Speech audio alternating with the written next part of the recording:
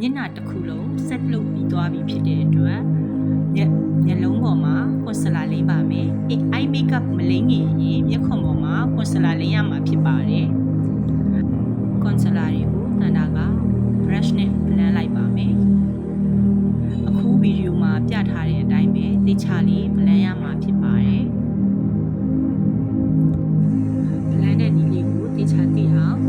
ဗီဒီယိုသေချာလေးရိုက်ပြပေးထားပါတယ်နော်။ပြီးပြီဆိုလို့ရှိရင်တော့တန်တာတို့က beauty blender နဲ့လည်းသေချာလေးပြန်ပြီး blend ရမှာဖြစ်ပါတယ်။အဲ့ဒါမှမိတ်ကပ်သားတွေကတိတ်တိတ်ညက်ညက်ကလေးဖြစ်နေမှာဖြစ်ပါတယ်ရှင်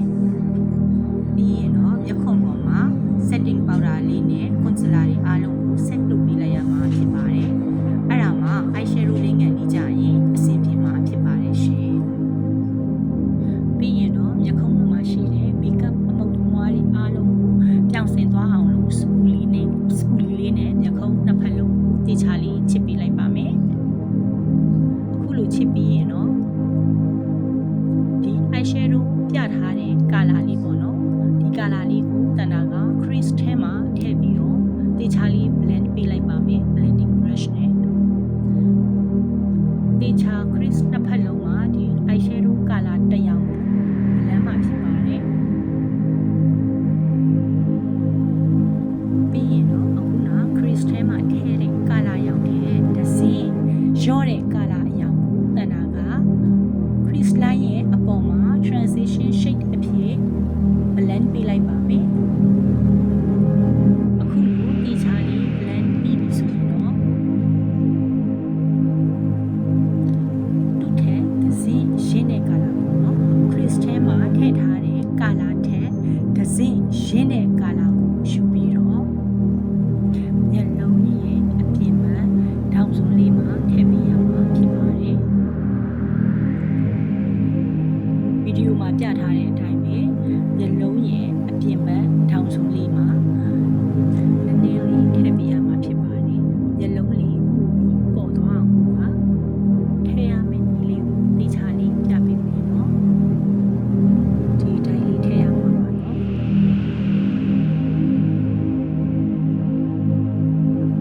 ပြီးရင်တော့အဲ့ဒီအထည်စုပ်ထည့်ထားတဲ့နေရာလေးကို blending brush လေးနဲ့အပေါ်ဘက်ကို blend ပေးလိုက်ပါမယ်အခုဗီဒီယိုမှာပြထားတဲ့အတိုင်းပဲသေချာလေး blend ပေးရမှာဖြစ်ပါတယ်ရှင် blend တဲ့နည်းလေးကိုတိတိကျကျလေးပြပေးထားပါတယ်အပေါ်ဘက်ကို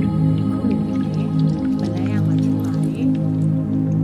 ပြီးရင်တော့အပြောင်ပါတဲ့ဟာပေါ့နော်ရှင်မာလေးကိုတန်တာက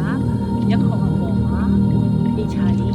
လေးပေးလိုက်ပါမယ် each color ဖြောလေးပေါ့နော်ပြထားတဲ့အတိုင်းလေးရမှာပါပြီးရင်တော့ဒီကားလေးနဲ့ထည့်ပါမယ်အခုနဖြောဆုံးလိမ့်ထားတဲ့ရှင်မာပေါ်မှာဂလစ်တာလေးကိုနည်းနည်းလေးထည့်ပါဖြစ်ပါတယ်ပုံဗီဒီယိုမှာပြထားတဲ့အတိုင်းအခုလိုပဲတိတိကျကျလေးထည့်ရမှာဖြစ်ပါတယ်ရှင်အဲ့ဒါကတော့ဒီလိုပိတ်နေနည်းနည်းလေးလက်လက်လေးဖြစ်အောင်ထည့်လိုက်တာပါခုဆိုရင်မျက်ခုံးမွေးလေးကိုစဆွဲမှာဖြစ်ပါတယ်ဗီဒီယိုမှာပြထားတဲ့အတိုင်းပဲမျက်ခုံးရဲ့အလဲထောင်စွန်းလေးကနေအနောက်ဘက်ကိုဆွဲရမှာဖြစ်ပါတယ်စဆွဲမယ်ဆိုအဲ့လိုလေးဆွဲမယ်ပြီးပြီဆိုမှတဖြည်းဖြည်းအရှိကိုရောက်လာမှာပါเนาะဗီဒီယိုမှာပြထားတဲ့အတိုင်းပဲမျက်ခုံးရဲ့အလဲထောင်စွန်းလေးကနေအနောက်ဘက်ကိုစဆွဲမယ်ပြီးမှတဖြည်းဖြည်းအရှိကိုတိုးပြီးဆွဲမှာဖြစ်ပါတယ်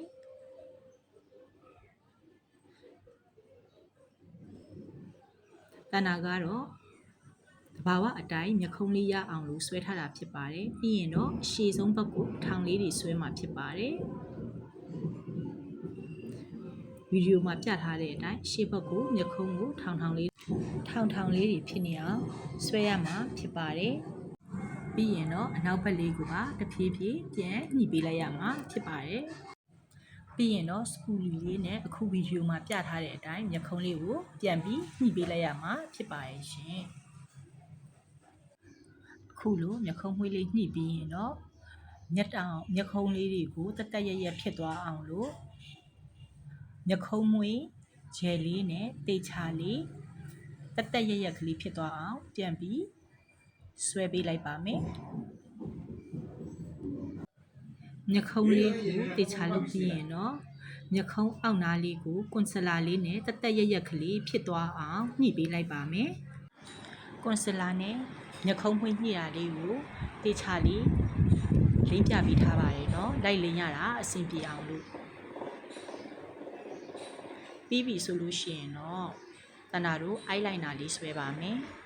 အိုက်လိုင်နာဆွဲတဲ့အခါကျလို့ရှိရင်မှန်ကိုကြည့်ပြီးမဆွဲပါနဲ့မှန်ကိုကိုယ့်လက်ပေါ်တင်ပြီးတော့အခုတနာဆွဲတဲ့အတိုင်းကိုတေချာလေးအောက်ဘက်ကိုကြည့်ပြီးတော့ဆွဲရမှာဖြစ်ပါတယ်အဲ့ဒါမှအိုက်လိုင်နာကညီညီလေးရမှာဖြစ်ပါတယ်ရှင်အိုက်လိုင်နာဆွဲနည်းလေးကိုလည်းတေချာလေးပြန်ဆွဲလို့ရအောင်တေချာလေးလိမ့်ပြပေးထားပါတယ်เนาะပြီးရင်တော့တနာတို့မျက်တောင်ညှက်ကလေးနဲ့မျက်တောင်လေးတွေကိုညှက်ပါမယ်မျက်တောင်ကောက်ပါမယ်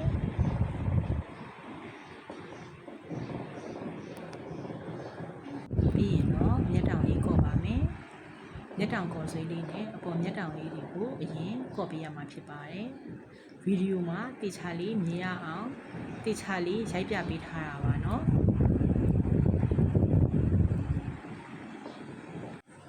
ပြီးရင်တော့အောက်မျက်ရည်လေးမှာခရစ်ထဲမှာလိမ့်ထားတဲ့ကာလာလေးကိုပဲတိတိကျကျလေးလိမ့်ပြရမှာဖြစ်ပါတယ်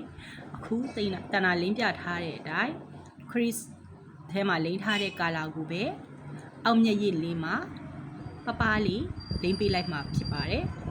မျက်တောင်လေးအခုကော့လိုက်ပါမယ်အခုဗီဒီယိုမှာပြထားတဲ့အတိုင်းပဲအောက်မျက်တောင်လေးတွေကိုဖြည်းဖြည်းချင်းစီကော့သွားမှာဖြစ်ပါတယ်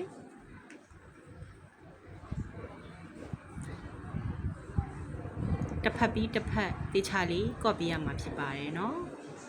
အာမအောက်မျက်တောင်လေးတွေလည်းတမြင်ချင်းစီလှနေမှာဖြစ်ပါတယ်ပြီးရင်တော့မျက်တောင်အတူလေးတက်ပါမယ်မျက်တောင်အတူတက်မဲ့အချိန်မှာပဲမီးရလည်းပြတ်သွားရပါတယ်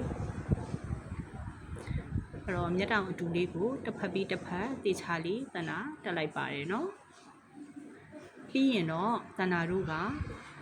တူဝေးပေါက်တာလေးနဲ့မျက်နှာကိုတေချာလေးပြန်ပြီးတော့ဆက်လုပ်ပါမယ်အဲ့လို set လုပ်တဲ့နေရာမှာဘရောင်စာချထားတဲ့နေရာတွေကိုမလုပ်ပါဘူးเนาะပြီးရင်တော့ပါနီလေးလိမ့်မှဖြစ်ပါတယ်ပါနီလိမ့်တဲ့အခါမှာလည်းပါနီကိုဆွဲမလိမ့်ပဲနဲ့အခုတနာပြထားတဲ့အတိုင်းတိတ်ပြီးတော့လိမ့်ရမှာဖြစ်ပါတယ်မျက်နှာတစ်ပြင်လုံးကိုပါနီကိုဆွဲပြီးတော့မလိမ့်ရပါဘူးเนาะဒီဗီဒီယိုလေးကတော့ self makeup လိမ့်နီအပိုင်း3ပဲဖြစ်ပါတယ်ကြံလိမ့်နီလေးကိုတော့နောက်ဗီဒီယိုမှာတင်ဆက်ပေးတော့မှာဖြစ်ပါတယ်နောက်ဗီဒီယိုမှာပြန်ဆောင်ကြမယ်เนาะ